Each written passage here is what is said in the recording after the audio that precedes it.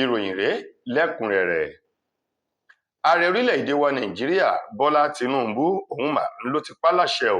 fún àjọ tó ń gbógun ti ìwà ìbàjẹ́ àti ṣíṣe owó ìlú ní kùmọ̀kùmọ̀ EFCC láti gbẹ́sẹ̀ kúrò lórí àpò àpamọ́wọ́ owó ilé ìfowópamọ́ ti ìpínlẹ̀ Ọ̀ṣun, èyí tí wọ́n ti pa nínú ọ̀sẹ̀ èyí tí a wà nínú rẹ̀ yìí lórí àwọn ìwádìí àti ìfurasí kan èyí tí àjọ ọ̀hún kófìrí nínú àpò òṣùwọ̀n ti ìpínlẹ̀ Ọ̀ṣun. Gẹ́gẹ́ bí ààrẹ Bọ́lá Tinubu ti pàṣẹ náà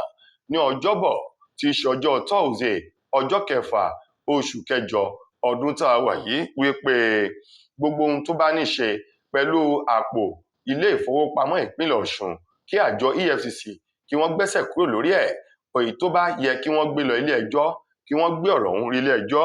Ó ṣe àpèjúwe ìgbésẹ̀ ọ̀hún léyìí tó lè ta àbùkù bá ètò ìṣèjọba àwarawa.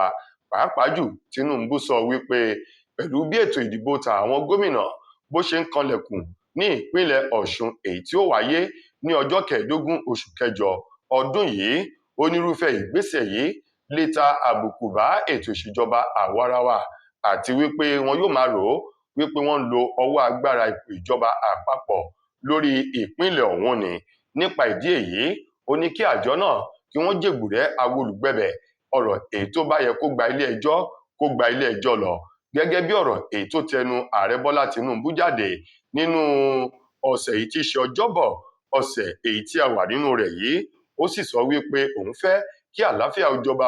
ní ìpínlẹ̀ Ọ̀ṣun nínú ètò ìdìbò ọ̀hún, kí ohun gbogbo lọ bí a ti kọ̀wé rẹ̀ ní ìrọwọ́rọsẹ̀ láìsí kọlùńkọ̀họ ìkọlù kankan ní ìpínlẹ̀ náà. Ọba tí í ṣe orí adé àkọ́bí Oòduà Ọọ̀ni tilé Ifẹ̀ Ọba Adéyẹyè Ògúnwùsì Ọ̀jájá kejì òun mà ló tutù ṣe bẹ́ẹ̀ báyìí pẹ̀lú mílíọ̀nù lọ́nà ọgọ́rùn-ún náírà tó ń ti ọkọ̀ akérara píkọ̀pù kan èyí tó fi ta olóyè Sunday Adéyẹmọ tá a mọ̀ sí Sunday Ìgbòho tó fi ta lọ́rẹ pẹ̀lú àtìlẹ́yìn fún ètò àti ẹ̀ka ètò ààbò kan èyí tí Sunday Ìgbòho tó gbé kalẹ̀ tí wọ́n pè ní ìrù ẹkùn. Ní ọjọ́ Ìṣẹ́gun ọ̀sẹ̀ tá a wà nínú rẹ̀ yìí ni Sunday Ìgbòho ló ṣe àbẹ̀wò sí Ọọ̀ni Ilé Ifẹ̀ nínú ààfin rẹ̀ lọ́hùn-ún ní ìpínlẹ̀ Ọ̀ṣun tó ń ti àwọn ẹmẹ̀wà rẹ̀ láti lọ rèé yọjú sí kábíyèsí Ọba Adéyẹyè Ògúnwùsì Ọ̀jájá kejì kí wọ́n sì lè fún ní àbọ̀ lórí ìpalẹ̀mọ́ àti ìgbáradì lórí ẹ̀ka ètò ààbò tí wọ́n pè ní ìrù ẹkùn, èyí tí wọ́n gbà lérò wípé yóò túbọ̀ ṣe àtìlẹ́yìn fún àwọn ẹ̀ka ẹ̀ṣọ́ aláàbò gbogbo ní apá gúúsù ìwọ̀ oòrùn láti lè dẹ́kun kí wọ́n kí ọwọ́ ìwà bàjẹ́ àwọn agbésùnmọ̀mí àti àwọn oníṣẹ́ ibi tó fi mọ́ àwọn ajínigbé kí wọ́n kì í bọlẹ̀ pátápátá èyí tó mú kí Ọọ̀ni Ilé Ifẹ̀ kó dunnú sí ìgbésẹ̀ náà. Ó ní a kì í wá ilé ọba lọ́fẹ̀ẹ́ àti wípé ẹnu òfo kì í dún yànmùyànmù. Ó ní láti ọ̀dọ̀ tòun gẹ́gẹ́ bí orí adé Ọọ̀ni Ilé Ifẹ̀ tó tún jẹ́ alága fún gbogbo àwọn ọba ní ilẹ̀ Yorùbá káfàtà, òun sọ wípé lórúkọ gbogbo àwọn òṣìṣẹ́ lóyè nínú ààfin Ilé Ifẹ̀, àwọn fi mílíọ̀nù lọ́nà ọgọ́rùn-ún náírà 100 million naira tó ń ti ọkọ̀ akérara Hilux kan òun fi ta ìrù ẹkùn tí í ṣe ẹ̀ṣọ́ aláàbò èyí tí Sunday Ìgbòho gbé kalẹ̀, òun fi ta wọ́n lọ́rẹ láti lè kí wọn lẹ́yìn kí iṣẹ́ náà kó lè dùn ṣe dáadáa. Nínú ọ̀rọ̀ Sunday Ìgbòho dúpẹ́ lọ́wọ́ Ọọ̀ni Ilé Ifẹ̀ fún akitiyan gbogbogbà, àtìlẹ́yìn gbogbogbà àti ọ̀rọ̀ ìwúrí tó ń ti ìtinilẹ́yìn tó fi mọ́ àwọn àdúrà ìwúre tó ti ẹnu kábíyèsí ọ̀hún jáde sí Sunday Ìgbòho àti àwọn ẹmẹ̀wà rẹ̀ lórí Sunday Ìgbòho ní irúfẹ́ àwọn nǹkan wọ̀nyí làwọn retí lọ́dọ̀ àwọn orí adé gbogbo fún àtìlẹ́yìn wọn. Ó ní bí àwọn bá ti rí ìyọ̀ǹda gbà lọ́wọ́ ìjọba àti lọ́wọ́ àwọn orí adé, ó ní ìdúró sí ìbẹ̀rẹ̀ sí mọ́ fẹ́ni yóò gbódómì àyà àwọn ti bẹ́lẹ̀ ó bẹ́ sí iṣẹ́ ni. Lákòótán ó ní òun dúpẹ́ lẹ́ẹ̀kan sí lọ́wọ́ Ọọ̀ni Ilé Ifẹ̀.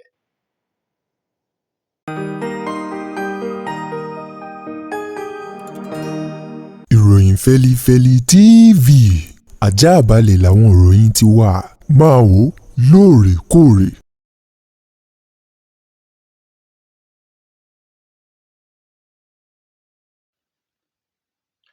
Àgbáríjọpọ̀ ẹgbẹ́ àwọn akẹ́kọ̀ọ́ ní orílẹ̀-èdè wa Nàìjíríà National Association of Nigerian Students NANS àwọn ni wọ́n ti fi gbèdéke wákàtí 72 báyìí léde fún ìjọba ìpínlẹ̀ Ògùn láti gbé ìgbésẹ̀ bí wọn yóò ṣe ṣe àwárí àwọn akẹ́kọ̀ọ́ tilé ẹ̀kọ́ gbogbonìṣe Gateway ICT Polytechnic tó wà ní Sápàdé èyí tí wọ́n ní àwọn ajínigbé wọ́n jí àwọn akẹ́kọ̀ọ́ tó ń lọ bíi 8 gbé o nínú ọgbà ilé ìwé náà. Gẹ́gẹ́ bí ọ̀rọ̀ yìí ti wà nínú àtẹ̀jáde tẹ́ni tó jẹ́ akọ̀wé àgbà fún ẹgbẹ́ àwọn akẹ́kọ̀ọ́ NANS eléyìí tó fi léde Ọládìméjì Usman ṣe lálàyé wípé àwọn fún ìjọba ìpínlẹ̀ Ògùn ní gbèdéke wákàtí 72 náà láti lè rí wípé àwọn akẹ́kọ̀ọ́ ọ̀hún wọ́n padà wá sí ilé wọn láyọ̀ òun àlàáfíà. Nínú ìpàdé tí àwọn ẹgbẹ́ akẹ́kọ̀ọ́ náà ṣe nílùú Abẹ́òkúta ní ọjọ́rú ọ̀sẹ̀ tí a wà nínú rẹ̀ yìí, níbẹ̀ ńlá ti rí tí wọ́n tẹnu bọ̀rọ̀. Bákan náà ni wọ́n tún béèrè fún ààbò tó péye lórí àwọn akẹ́kọ̀ọ́ gbogbo jákèjádò àwọn ilé ẹ̀kọ́ gíga èyí tó ń bẹ ní ìpínlẹ̀ Ògùn. Àwọn ẹgbẹ́ akẹ́kọ̀ọ́ náà ṣàbẹ́nu àtẹ́lu ìṣẹ̀lẹ̀ ibi abàmì tó gba omi lójú àwọn abiyẹmọ èyí tó ṣẹlẹ̀ nínú ilé ẹ̀kọ́ gbogbonìṣe DS Adégbénró ICT Polytechnic èyí tó wà ní Ìtòrè níbi tí wọ́n ti pa akẹ́kọ̀ọ́bìnrin kan èyí tó wà ní ìpele àṣekágbá HND2 student ní ọjọ́ 27 oṣù keje ọdún tí a wà yìí, níbi tí wọ́n ti ní àwọn adigunjalè kan èyí tó ya wọ ilé tí àwọn akẹ́kọ̀ọ́ ń gbé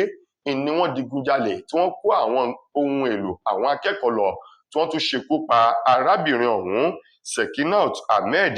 tó wà ní HND2 nínú ilé ẹ̀kọ́ gbogbonìṣe DS Adégbénró ICT Polytechnic tó wà nílùú Ìtòrè. Lára àwọn tó ń bẹ níbi ìpàdé ọ̀hún tí àwọn ẹgbẹ́ akẹ́kọ̀ọ́ ṣe nílùú Abẹ́òkúta, níbẹ̀ ńlá ti rí àwọn tó jẹ́ ìjọba akẹ́kọ̀ọ́ tilé ẹ̀kọ́ gbogbonìṣe Gateway ICT Polytechnic Sápàdé, DS Adégbénró ICT Polytechnic Ìtòrè àti Ọlábísí Ọ̀nàbànjọ University tó fi mọ́ àwọn lẹ́nu lọ́rọ̀ nínú sáà ìṣàkóso tàwọn akẹ́kọ̀ọ́ tó wà níbi ìpàdé náà. Wọ́n ní bí ìjọba ìpínlẹ̀ Ògùn bá kọ̀ láti tètè wá ọ̀nà àbáyọ bí wọ́n ó ṣe gba àwọn akẹ́kọ̀ọ́ ọ̀hún padà, wọ́n ní ìyanṣẹ́lódì àti ìwọ́de èyí tí ó mì ìpínlẹ̀ Ògùn tìtì ni àwọn yóò gùn lé ní gẹ́rẹ́ tí gbèdéke ọjọ́ tí àwọn fún ìjọba ìpínlẹ̀ Ògùn tó bá ti tẹnu bepo tí wọ́n sì wá wọ̀rọ̀ kàn fi ṣàdá lórí ọ̀rọ̀ náà. Ó kéré tán àwọn ènìyàn tó ń lọ bíi 4 ìlójọ́ náà bá nípè nígbà tí àwọn ènìyàn 5 ọ̀tọ̀ọ̀tọ̀ fi ara pa láwọn ìṣẹ̀lẹ̀ jàǹbá ọkọ̀ èyí tó wáyé ní ojú pópó ní ìpínlẹ̀ Èkó àti ìpínlẹ̀ Ògùn. Nínú ìròyìn eléyìí tí àwọn aṣojúkọ̀ròyìn iléeṣẹ́ wa tó tẹ́wọ́ gbà ṣe lálàyé wípé àjọ tó ń rí sí ìgbòkègbodò ìdarí ọkọ̀ lójú pópó ti ìpínlẹ̀ Èkó àti ti ìpínlẹ̀ Ògùn, Trace èyí tí ṣe ti ìpínlẹ̀ Ògùn, LASTMA tí ṣe ti ìpínlẹ̀ Èkó fi ìròyìn léde wípé àwọn ìṣẹ̀lẹ̀ jàǹbá náà wáyé látara eré àsápajúdé. Ẹni tí ṣe agbẹnusọ fún àjọ Trace ti ìpínlẹ̀ Ògùn, Babátúndé Akínbíyì, ṣe lálàyé wípé ọjọ́ Ìṣẹ́gun sí ọjọ́rú ọ̀sẹ̀ yìí ní ìṣẹ̀lẹ̀ jàǹbá ọkọ̀ wáyé lójú òpópónà márosẹ̀ Ṣàgámù sí ìlú Benin nítòsí ilé ẹ̀kọ́ gíga fáfitì Bangkok èyí tó wà ní Ìkẹ́nnẹ́, níbi tí ènìyàn 3 ti jọ́lọ́run bá nípè tí àwọn ènìyàn 4 sì fi ara pa. Eléyìí tó ṣẹlẹ̀ ní ìpínlẹ̀ Èkó,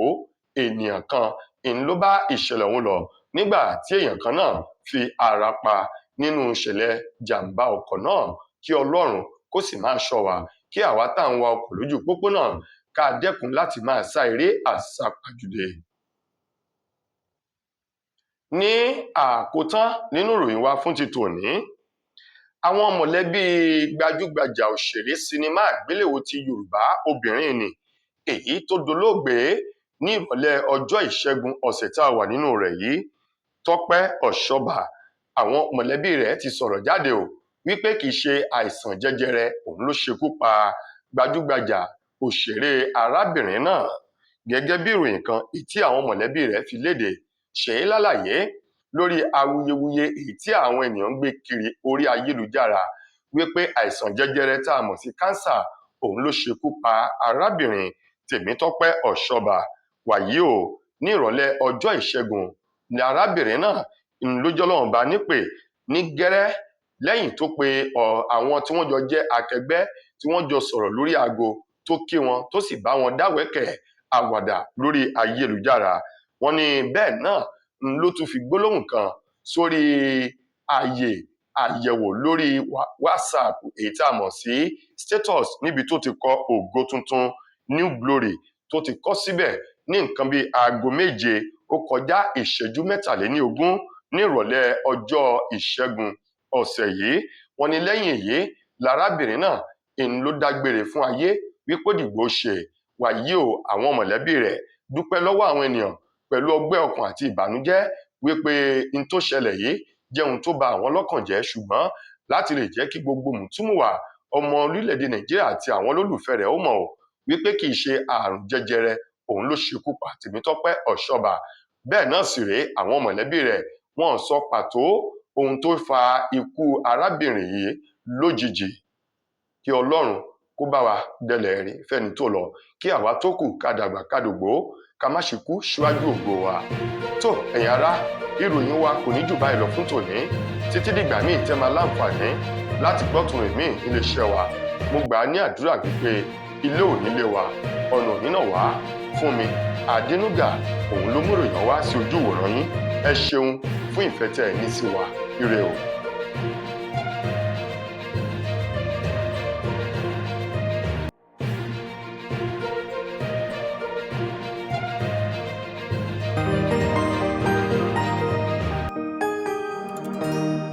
Ìròyìn Fẹ́lifẹ́li TV àjààbálẹ̀ làwọn ìròyìn ti wà, máa wò lóòrèkóòrè.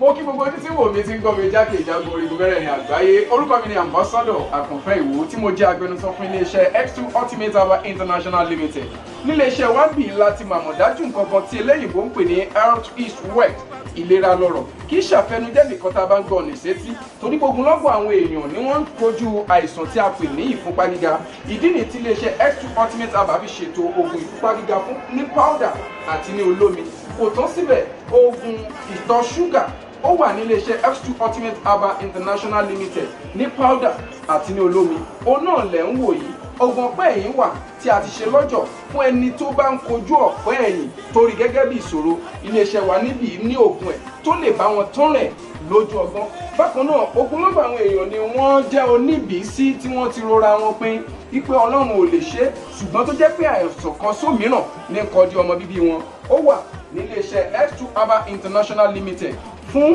ìwòsàn fún àwọn oníbìísí. Kò tó síbẹ̀ o, a ní ọ̀pọ̀lọpọ̀ oògùn tí a ṣe létò fún ẹni tó bá jẹ́ ẹni tó bá ní ikùn gbẹ̀ndù tó jẹ́ pé ọ̀rá ti pọ̀ jù lára ẹ̀, ó máa bá wa burn fat, a pè ní X2 burn fat fún obìnrin àti fún ọkùnrin. Bákan náà, ní iléeṣẹ́ X2 Ultimate Herbal International Limited